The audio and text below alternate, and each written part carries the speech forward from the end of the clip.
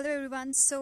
Today we're going to start with a new chapter, that is the Summer of Beautiful White Horse from the book Snapshot. And this is basically the story of two boys who were Armenian and who belong to a tribe whose hallmarks are trust and honesty. So this story is basically their adventure when they got a new horse, and they always wanted to have a horse and they want to have a ride on it. So this is the story of their adventure when they finally got the horse. Now their family, the Garogilian family, though was poor, was famous for their honesty. That family was poor, but still it is known for its honesty. They were proud first, honest next. So this is all about their family and how they're going to deal the situation that we're going to read in the chapter. So let's start with a summary of the chapter, The Summer of the Beautiful White Horse by William Saroyan. So the story is about two poor Armenian boys who belong to a tribe whose hallmark are trust and honesty. ये जो दो लड़कों की story है basically जो एक family से, एक ट्राइब से बिलोंग करते थे, जो ऑनेस्टी और ट्रुथ के लिए जानी जाती थी. Now we gonna read their adventure and their way of tackling the situation. So let's start with the chapter. One day back, there is a good old days when I was 9 and the world was full of every imaginable kind of magnificence. अब यहाँ पर वो क्या कह रहा है, एक है जो नरेट कर रहा है, वो कह रहा है कि एक दिन पहले, वन डे बैक, कुछ जो दिन थे वो बहुत अच्छे थे. और यहाँ पर जिसने क्या है, full of every imaginable kind of magnificence, मतलब यू कैन, बहुत सुंदर सुंदर चीज़ें थी जो उसकी इमेजिनेशन में थी अभी तक. And the life was still a delightful and mysterious dream. और जो उसकी लाइफ जो चल रही थी वो बहुत ही हैप्पी थी और एक मिस्टीरियस थी, बहुत ही ज़्यादा मिस्टीरियस वन, जो उसके सपनों में भी नहीं सोच सकता था. माई कज़न मुराद, क्या हुआ था? My cousin Mourad, who was consider crazy by everybody who knew him except me. अब मेरा जो कज़न है मुराद, जिसका नाम मुराद है, वो सब लोग उसे क्रेजी समझते हैं, सनका हुआ समझते हैं, मेरे अलावा. वो मेरे घर आया, came to my house at 4 in the morning and woke me up tapping on the window of my room. और आके मेरी सुबह सुबह 4 बजे विंडो पर टैप करने लगा. Aram, he said. I jumped out of bed and looked out of the window. मैं एकदम से खड़ा हुआ. I couldn't believe what I saw. मुझे एकदम से विश्वास नहीं हुआ जो मैंने देखा. It wasn't morning yet but it was summer. And with daybreak, not many minutes around the corner of the world, it was light enough for me to know it wasn't dreaming. और क्या था वो, दिन निकल चुका था, सूरज ऊपर आ चुका था, तो इतनी रोशनी तो थी कि मैं ये देख सकूं कि मैं सपना नहीं ले रहा हूँ, मुझे जो दिखाई दे रहा है वो एक्चुअल में है.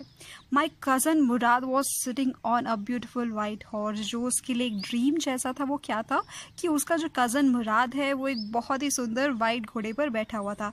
आई stuck my head out of the window and rub my eyes. मैंने एकदम से खिड़की से बाहर सर निकाल के देखा और अपनी आंखें रब की कि क्या सच में ये सही है, जो उसे दिखाई दे रहा है वो ट्रू है. Yes, he said in Armenian, it's a horse, you are not dreaming, make it quick if you want to ride. और कहता है कि वो अपनी भाषा, नेटिव लैंग्वेज में कहता है कि तुम सपना नहीं देख रहे हो, अगर तुम्हें लाइक जल्दी से राइड चाहिए तो आ जाओ. I knew my cousin Murad enjoyed being alive more than anybody else who had ever fallen into the world by mistake. और मुझे पता है मेरा जो कज़न है वो बहुत ही ज़्यादा फन लविंग था. He use to enjoy every bit of life. उसके लिए जो ज़िंदगी थी वो उसके, मतलब जो भी उसके मन में आता था वो उसको फॉलो करता था. He always use to follow his heart and enjoy every bit of life. तो उसने क्या कहा, जितने भी लोग थे वो उनमें से बहुत अलग था, but this was more than even I could believe. But ये तो कुछ ज़्यादा ही हो गया था जो मैं विश्वास नहीं कर पा रहा था. ओके, ऐसा क्या था कि वो विश्वास नहीं कर पा रहा था? मतलब एक सिंपल वाइट हॉर्स ही तो था. The thing is that we gonna study further. In the first place, my earliest memory had been memories of horses and my first longing had been longing to ride. अगर मैं पहले जगह पे देखूँ तो मुझे क्या है, मेरी मेमोरीज़ में जो है हॉर्सेस है की मेमोरीज ही है, और जो मैं हमेशा से करना चाहता था वो क्या है, उन घोड़ों पर राइड सीखना चाहता था. This was the wonderful part. ये तो बहुत सुंदर था. इन द सेकेंड प्लेस, अब पहली जगह पे तो वो सोच रहा था कि ये हमेशा से वो चाहता था हॉर्स राइडिंग करना, घोड़ों पर, लाइक उसे घोड़े वैसे बहुत पसंद थे. बट दूसरी जगह पे उसे याद आता है कि हम तो बहुत गरीब हैं, and this was the part that wouldn't permit to believe what I saw. और यही जो पार्ट है, आरम ये नरेट कर रहे हैं, कह रहे कि जब सेकेंड पार्ट मुझे याद आता है कि हम तो बहुत गरीब हैं, we can not afford a horse even, तो मुझे बिलीव करना थोड़ा मुश्किल हो जाता है. We were poor, we had no money, our whole tribe was poverty stricken. हम बहुत गरीब थे, हमारे पास कोई पैसा नहीं था. इनफैक्ट हमारी पूरी ट्राइब गरीब थी उस टाइम पर. Every branch of the Garogilian family was living in the most amazing and comical poverty in the world. अब Garogilian उनकी फैमिली का नाम है, इट्स वेरी इंपॉर्टेंट. उसने क्या कहा है कि हमारी जो ट्राइब है, हमारी जो फैमिली है गैरोगिलियन फैमिली, वो क्या है, एक हमेशा से एक अजीब सी गरीबी में रही है.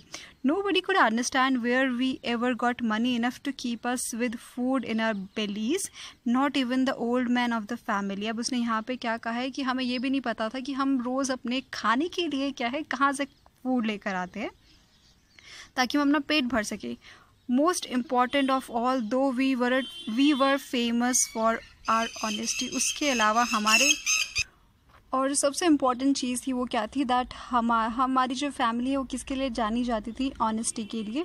We had been famous for honesty for something like 11 centuries, और 11 सेंचुरीज से मतलब बहुत पूर्व, उनके जो पूर्वज हैं उसके बाद जो है सभी, मतलब जब से उनकी जो फैमिली चलती आ रही है तब से वो इसके लिए जानी जाती है. Even we had been the wealthiest family in what we like to think was the world.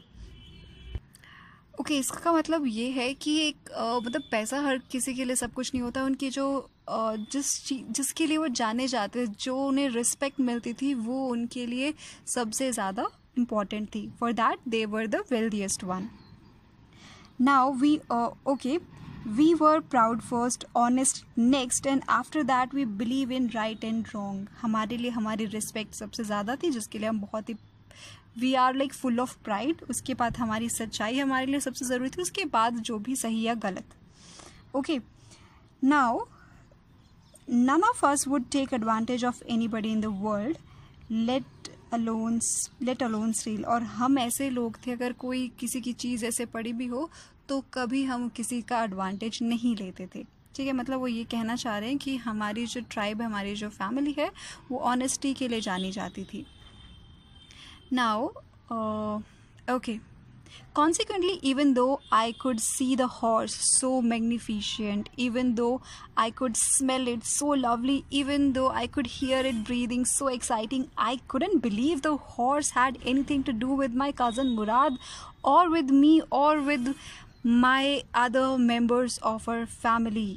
अब वो क्या कह रहा है कि उसी समय जो दिमाग में उसका थॉट चल रहा था अपनी फैमिली के बारे में, उसी टाइम वो देखता है उस घोड़े को, वो इतना सुंदर होता है कि उसे विश्वास नहीं हो रहा होता. वो उसकी खुशबू तक महसूस कर पा रहा होता है, वो उसकी सांसें भी, मतलब उसकी जो है वो उसको और एक्साइटेड कर रही थी. मतलब this was something a dream come true for him. Okay, and उसके बाद वो क्या कहता है कि पर उस वाइट हॉर्स को मेरे किसी भी फैमिली मेम्बर के साथ देखना बहुत अजीब था, वो चाहे मुराद हो, मैं हूँ, या फिर मेरी फैमिली का कोई भी अदर मेम्बर हो. Asleep or awake, because I knew my cousin Murad couldn't have bought the horse, and if he couldn't have bought it, he must have stolen it. अब चाहे मैं जगा हुआ हूँ या सोया हुआ हूँ, the thing is कि मेरा जो cousin है वो इसको खरीद तो नहीं सकता है. सो या तो उसने क्या किया है, उसको चुराया है. ठीक है, and I also refuse to believe that he had stolen it. अब मैं ये भी मानने को तैयार नहीं था कि उसने घोड़ा चुराया होगा, क्योंकि उसे अपनी फैमिली का भी पता था. No member of the Garoghlanian family could be a thief. उस फैमिली का कोई मेंबर चोर तो हो ही नहीं सकता. I stared first at my cousin and then at the horse. There was a pious stillness and humor in each of them. अब मैं एक बार घोड़े को देख रहा था, एक बार अपने कज़न को देख रहा था, और वो बस कुछ ह्यूमरस सा दिखाई दे रहा था उसकी नज़रों में मुझे. In each of them, which one of the one hand delicated me and on the other frightened me. एक जो घोड़े को देखकर मैं बहुत ज़्यादा खुश हो रहा था, और दूसरा अपनी फैमिली के बारे में सोच के मैं बहुत ज़्यादा डर भी रहा था. मुराद, I said, where did you steal this horse? तुमने ये घोड़ा कहाँ से चुराया है? Leap out of the window, he said, if you want to ride. चुपचाप से बाहर आ जाओ अगर तुम्हें राइड करनी है घोड़े पे. It was true then that he had stolen the horse. अब ये तो सच था कि उसने चुराया है. There was no question about it. He had come to invite me to ride or not, as I choose. मगर वो वहाँ पर आया था ये पूछने के लिए कि मैं उस पर राइड करना चाहता हूँ या नहीं करना चाहता हूँ. Well, it seemed to me stealing a horse for a ride was not same thing as stealing something else such as money. अब यहाँ पर उसने अपने दिल को समझाने के लिए जस्टिफिकेशन दी. जस्टिफिकेशन क्या थी कि हमने जो घोड़ा है, अगर घोड़ा राइड के लिए चुराया है तो वो चोरी नहीं है, ठीक है. और ये वैसे भी हमने कोई पैसा नहीं चुराए किसी के, तो we can not call it a actual thievery. Okay, for all I knew maybe it wasn't stealing at all if you were crazy about horses. और मेरे लिए ये है कि अगर आपको horses से इतना प्यार है तो ये चोरी नहीं है. Horses the way my cousin Murad and I were, it wasn't stealing. जिस तरीके से हम पागल थे horses के लिए, तो मुझे नहीं लगता है कि ये stealing होगी. ये justification वो आराम दे रहा है खुद को satisfy करने के लिए. It wouldn't become stealing until we offered to sell the horse, which of course I knew we would never do. और ये चोरी तब तक नहीं होगी जब तक हम इस घोड़े को बेचे ना, ठीक है. तो क्या था, हमें ये तो पता था कि हम उस घोड़े को कभी भी किसी को बेचने वाले तो है नहीं, तो ये चोरी नहीं है. मतलब उसका मतलब था कि उन्होंने घोड़ा ना तो उन्होंने पैसे कमाने के लिए चुराया है, उन्होंने जो घोड़ा अगर चुराया भी है तो वो राइड के लिए चुराया है, तो इसको आप चोरी नहीं कह सकते. Let me put on some clothes, I said. All right, he said, but hurry. I leaped into my clothes. I jumped down on the yard from the window and leaped up onto the horse behind my cousin Murad. कहता मैं जल्दी से कपड़े पहन के आता हूँ, उसके बाद वो विंडो से जंप करके उस घोड़े पर बैठ गया. That year we lived at the edge of town on Walnut Avenue. Behind our house was a country vineyard, orchards, irrigation ditches and the country roads. अब वो कह रहे कि वो जहाँ पर उस टाइम रहते थे वहाँ पे कुछ वॉलनट एवेन्यूज़ भी थे, उनके घर के पीछे वाइनयार्ड्स थे, ऑर्चर्ड्स थे, इरिगेशन के कुछ खेत थे एंड कंट्री रोड्स थे. In less than 3 minutes we were on Olive Avenue and then the horse began to trot. The air was new and lovely to breathe. उसके बाद हम 3 मिनट में ऑलिव एवेन्यू पहुंच गए थे. उसके बाद जो घोड़ा है वो अपनी उसने एकदम से रफ्तार पकड़ ली थी, और उसके बाद तो and the air was new lovely to breathe. मज़े आ रहे थे उन दोनों को बहुत ज़्यादा. The feel of the horse running was wonderful. My cousin Murad, who was considered one of the craziest member of the family, began to sing. I mean, he began to roar. और उसके बाद जो मेरा cousin है, जो हमारी family का सबसे पागल इंसान था, वो गाना गाने लगा. Actually, जोर से roar करने लगा, चिल्लाने लगा. एवरी फैमिली हैज़ अब यहाँ पर वो अपनी फैमिली के बारे में कुछ बता रहा है. Every family has a crazy streak in it somewhere and my cousin Mourad was considered the natural descendant of the crazy streak in our tribe. Before him was our uncle Khosrove. अब उसने क्या कहा कि हर family में एक ऐसा इंसान तो होता ही है, और मुझे लगता है कि मेरा जो कज़न मुराद है वो हमारे अंकल खुसरो पे गया है. An enormous man with a powerful head of black hairs and the large mustache in the San Joaquin Valley, a man of furious in temper. अब वो अंकल जो है वो काफ़ी टॉल है, काफ़ी बड़, मतलब he is a huge man. उसके बाल एकदम ब्लैक है, बड़ी बड़ी मूछें हैं उसकी, और वो बहुत ही ज़्यादा क्या है, गुस्से में आ जाता है. बहुत ही शॉर्ट टेम्पर इंसान है. बहुत जल्दी इरिटेट हो जाता है, पेशेंस बिल्कुल भी नहीं. And he stopped anyone from talking by roaring. और वो जब उस किसी को भी चुप कर देता था, एक बार ऐसे ज़ोर से कहता था that it is no harm, pay no attention to it. जब तुम्हें कोई फ़र्क ही नहीं, जब तुम्हें कोई हार्म नहीं हो रहा तो उस पर ध्यान मत दो. वो बस ऐसे चिल्लाकर सबको चुप कर देता था. That was all, no matter what anybody happened to be talking about. Once it was his own son, Iraq, running 8 blocks to the barber shop where his father was having his mustache trimmed to tell him that their house was on fire. This man Khusro sat up in the chair and roared, "It is no harm, pay no attention to it." अब एक बार की बात है कि उसका खुद का बेटा आया चिल्लाते हुए दूर से.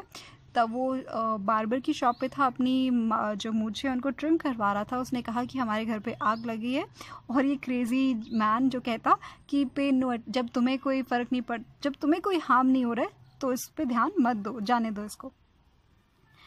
And this was actually a funny incident in the chapter.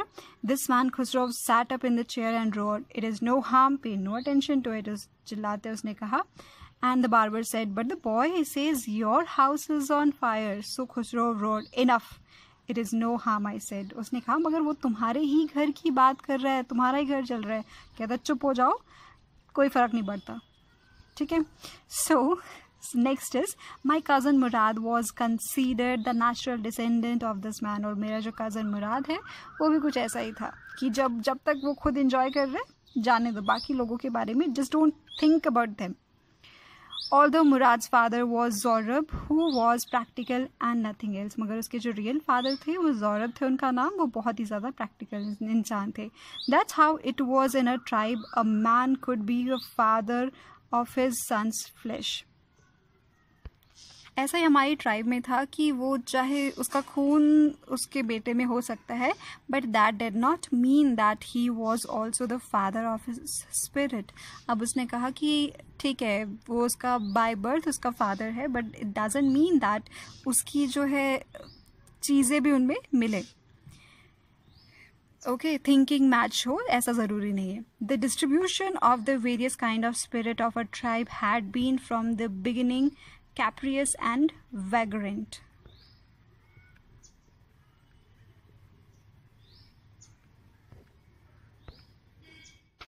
And then he was saying कि मेरी फैमिली में हर तरह के लोग थे. कैप्रीसियस का मतलब है कि जो मूड स्विंग्स वाले, और वेग्रेंट मतलब जो बहुत ज़्यादा प्रैक्टिकल थे. Okay, we rode and my cousin Mourad sang. हम आगे बढ़ रहे थे और मेरा जो कज़न है वो गा रहा था. For all anybody knew, we were still in the country where, at least according, हम अभी तक उसी कंट्री में थे जहाँ पे हमारे कुछ नेबर्स थे जो हमें पहचानते थे. We belonged, and then we let the horse run as long as it feel like running. और उसके बाद हमने हॉर्स को दौड़ने दिया और वो जितनी तेज़ दौड़ सकता था. At last my cousin Murad said, get down, I want to ride alone. उसके बाद मुराद ने क्या कहा, अब तुम उतर जाओ, अकेले मैं राइड करना चाहता हूँ.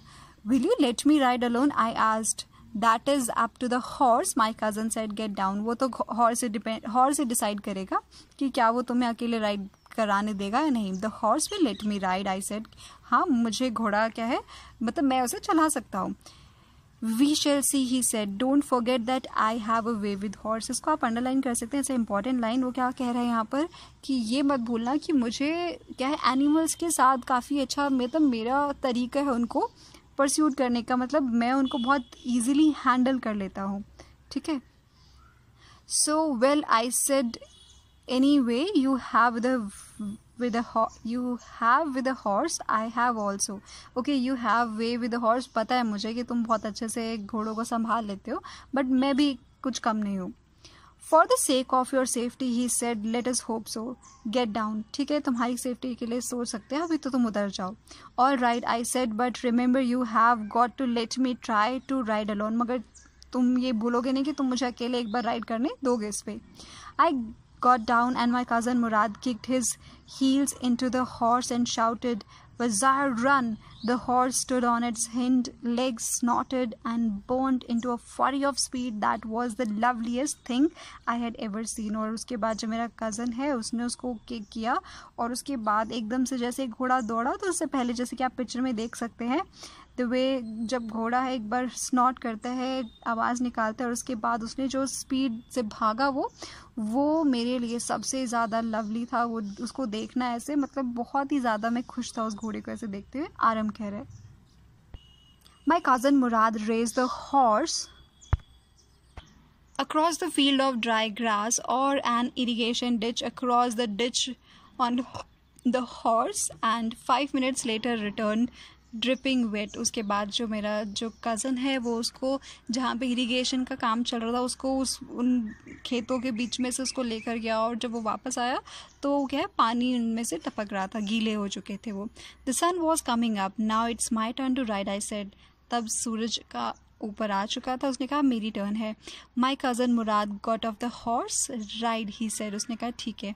आई leap to the back of the horse, for a moment knew the most awful fear imaginable, the horse did not move. और उसके बाद कुछ टाइम तक क्या था, वो एकदम से मैं डर गया था क्योंकि वो जो हॉर्स है वो मूव नहीं किया. Kick in to his muscle, my cousin Mourad said. उसने क्या कहा कि उसे किक करो and then he will get the thing. What are you waiting for? Have you got to take him back?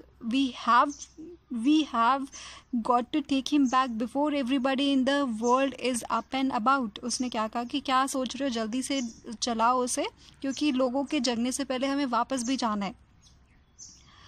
I kicked in the muscle of the horse. Once again it reared and snorted. मैंने उसको kick किया और उसने फिर से एक बार वो snort किया. Then it began to run, और वो तेज़ भागने लगा. I didn't know what to do. Instead of running across the field in the irrigation ditches, the horse ran down the road of the vineyard of the Dickeran Halabian, where it began to leap over vines. और उसके बाद उसने क्या है, वो जो ditches, irrigation ditches थे उसमें से तेज़ भागता हुआ वो वाइन यार्ड में चला गया. And the horse leaped over 7 vines before I fell. Leap मतलब जंप किया उसने वो जो वाइन्स, अगर आपको पता होगा जहाँ पे अंगूर की वो लगती है इरिगेशन, जहाँ पे वाइन यार्ड है जहाँ पे अंगूर की बेल लगती है, तो वहाँ पर वो उसने बहुत बार जंप किया. And the horse over 7 vines before I fell. और जब उसने 7 टाइम जब ही jumped, मैं गिर गया. And then it continued running, और वो भागता रहा.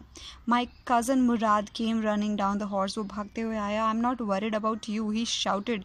We have got to get the horse. You go this way, I will go this way. उसने क्या कहा, मुझे तुम्हारी कोई चिंता नहीं है, तुम्हें लगी है नहीं लगी, I don't care. The thing is कि वो घोड़ा कहाँ गया, हमें उसे ढूंढना है. तुम इस साइड जाओ, मैं इस साइड जाता हूँ. And if you come upon be kindly, I will be near. उसने क्या, अगर तुम्हारे पास वो आ जाता है, तुम्हें मिल जाता है, तो उससे क्या है, थोड़ा काइंड रहना, उस पर डांटना मत, चिल्लाना मत, मैं आ जाऊँगा. I continued down the road and my cousin Murad went across the field towards the irrigation ditches. वो उस साइड गया और मैं उस रोड पर चलता रहा. It took him half an hour to find the horse and bring him back. उसे आधा घंटा लगा उसे ढूंढने में और वापस लाने में. All right, he said. Jump on, the whole world is awake now. What we will do, I said. उसने क्या कहा कि जल्दी से जंप करो, अभी हम सभी जग गए होंगे, अब हम क्या करेंगे. Well, he said, we will either take him back or hide him until tomorrow morning. उसने क्या कहा, हम उसे वापस ले जाके छुपा देंगे, कल फिर से सुबह होने तक फिर हम उसको इस पर राइड करेंगे. He didn't sound worried and I knew he hide him and not take him back not for a while at any rate. अब मुझे वो बिल्कुल भी वरीड साउंड नहीं कर रहा था और वो उसके लिए बहुत नॉर्मल था, और मुझे पता था कि वो उसे वापस तो देने नहीं जाने वाला है किसी भी हालत में. Where we will hide him, हम छुपाएंगे कहाँ. I said, I know a place. He said, उसने कहा मुझे एक जगह पता है. How long ago do you steal the horse, तुमने कितने टाइम पहले से चुराया था, कब से तुम्हारे पास ये घोड़ा. It suddenly drawn on me that he had been taking these early morning rides for some time, and he had come for me this morning only because he knew how much I longed to ride. अब मुझे एकदम से strike हुआ कि ये घोड़ा तो उसके पास बहुत टाइम पहले से होगा, वो आज ही मेरे पास आया है, क्योंकि उसे ये पता था कि मैं काफ़ी टाइम से हॉर्स राइड करना चाहता था, मैं हॉर्स राइडिंग के लिए पागल हूँ, शायद इसीलिए वो आज मेरे पास आया था. Who said anything about the stealing a horse? He said, उसने कहा कि क्या किसी घोड़े की चोरी की बात हुई.